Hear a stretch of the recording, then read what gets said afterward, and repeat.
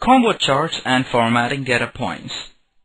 In this video, I'm going to demonstrate how you can change the style of one data series in order to make your chart look a little bit more visually and also appealing and get your point across better. I have an example here where I have a column chart wherein we have two data series in it for each period. The blue data series represents the period revenue, and the purple data series represents the same data series last year. Well, the period value is above or below the same period value here. Now, I don't necessarily think this chart does what I want to do. So, what I'm going to do is change the style of the purple data series so as to make sure that all the bars here are dotted. That means you have selected all of them. Then I will right-click on the purple data series and select chart type. And I'm going to go ahead and change the chart type to area, and this is fine. Now I have an area chart and I will go ahead and format it quick.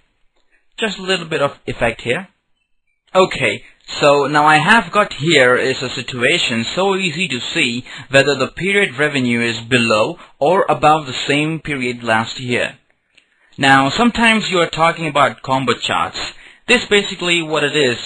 A combo chart is nothing more than a chart with two different chart styles inside of it. I have an area chart and a column chart. Therefore, we just created a combo chart. So what happens if you want to format a single data point and not a whole data series? For example, I have got this data here from 1 to 11, but period 10 and 11 are forecast, which is not really happening. And what I want to represent the forecast number look different from the rest of them. So what I can do is click on the data series, and as you can see that all of them get highlighted, but I don't want to change all of them. I just want to change this data series.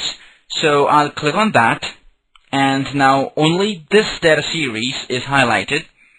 So I will right click on the data series and go ahead with clicking Format Data Point. Change the style here to make it obvious that this is something different. And I will just change and then OK.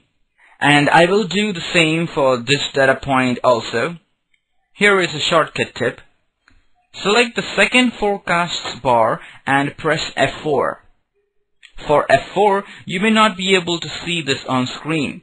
However, if you choose F4 from your F1, F2, F3 keys on the top of the keyboard, now, as you have observed, the color of the bar changes to the previous done changes.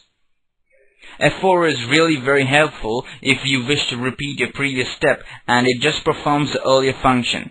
So do remember F4. Okay, perfect. So now, go around and play with the data series and data points and see what kind of combo charts you can create. And again, the whole goal is to differentiate your data point and data series. If you think your bar chart and combo chart is not doing what you think it should be doing, try a different way. Use a little bit of imaginations and try to mix your styles a little bit.